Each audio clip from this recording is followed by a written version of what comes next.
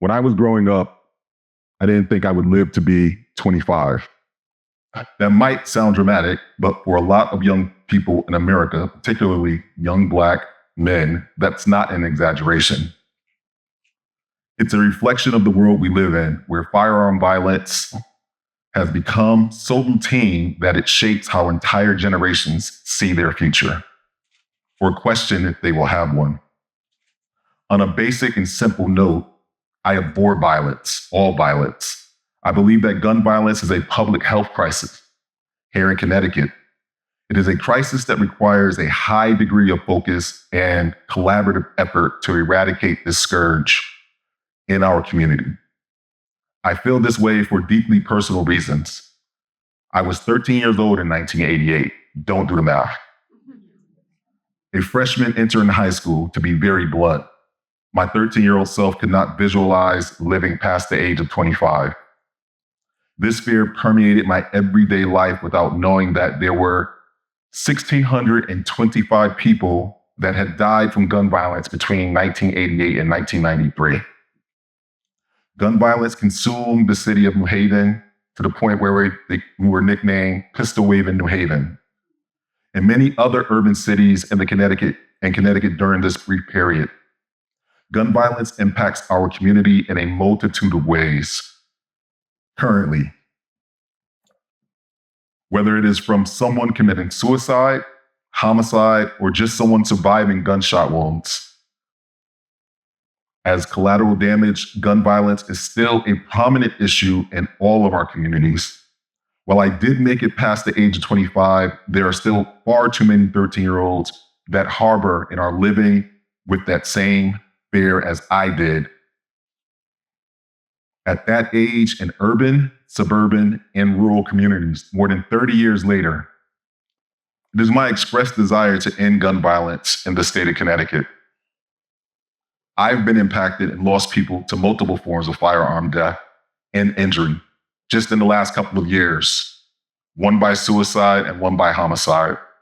I also have an aunt who was maimed many years ago, but she's still here. She celebrated her 91st birthday last month. I have a brother who was shot years ago when I was a teenager, and he still carries a piece of that bullet inside of his body. And that's the thing. Gun violence doesn't just exist in a vacuum. It's not limited to the person who pulls the trigger or the one who is struck by the bullet. It radiates outward like ripples from a stone cast into a pond, touching families, friends, first responders, case managers, street outreach workers, entire neighborhoods.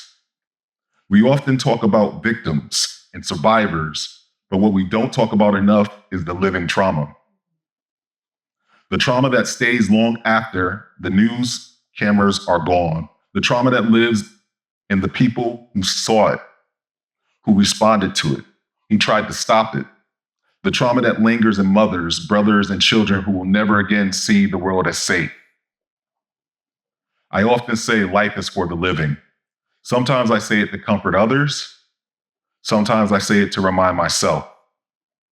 Because while death is absolute, the trauma of the living is ever present, it's omnipresent, and it's multifaceted. For those who survived gun violence, the scars aren't just physical. There's anxiety, there's depression, there's PTSD, there's the weight of reliving the moment over and over, the sound, the smell, the helplessness. This causes the body to keep the score. And for communities, the collective trauma can be just as real. Fear and mistrust spread. People stop gathering outside. They stop walking down certain streets. They stop believing safety is even possible.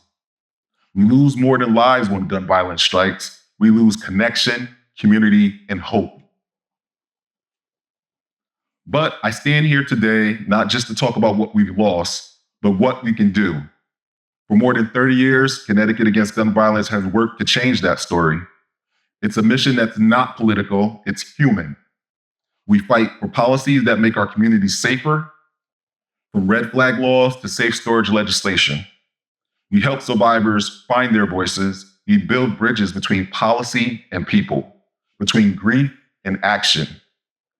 Just this last year, Connecticut invested $3.9 million in violence prevention through a public health lens, because gun violence is a health crisis. It affects our bodies, our minds, our families, and our neighborhoods.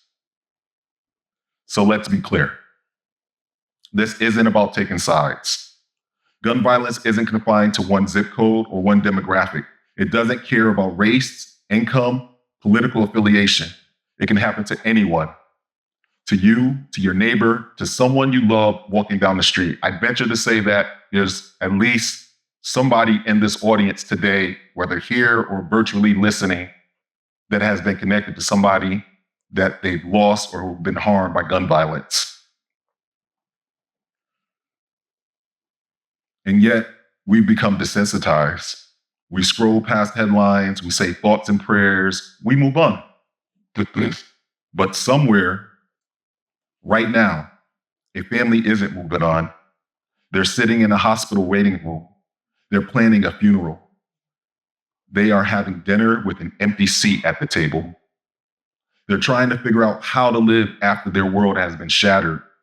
If we truly believe life is for the living, we have to make living safe again. We are working with partners across the state, from hospital-based violence intervention programs to community-based outreach to youth-led storytelling and art projects that help young people process trauma. We're hosting events where young people perform original plays about their lived experiences. We're supporting survivors to attend national vigils in Washington, D.C. We're giving out gun lots and safes to prevent accidental shootings, and we're listening, deeply listening to those stories that often go unheard. Because behind every statistic is a person. Behind every policy is a family. And behind every act of violence is a community trying to heal. If you take one thing from this talk, let it be this. Gun violence is not inevitable. It's preventable. But prevention requires partnership. It requires acknowledging that we all have a role. Whether you're a policymaker, a parent, a pastor, or just someone who cares, your voice matters. The truth is, there is support out there for survivors, but there should be more. There are community violence intervention teams, but they need resources. There are organizations fighting every day to make change, but they need allies. So, ask yourself, what can I do? Can I advocate, donate, volunteer, educate others? Can I help one young person believe they'll live to see 25 and beyond? The poet Maya Angelou once wrote, "I can be changed by what happens to me, but I refuse to be reduced by it." Gun violence has changed me, but it has not reduced me. And together, if we commit to life, to the living, we can create communities where safety isn't a privilege, where healing is possible, and where every child believes they will not only live past the age of 25, but thrive. Thank you.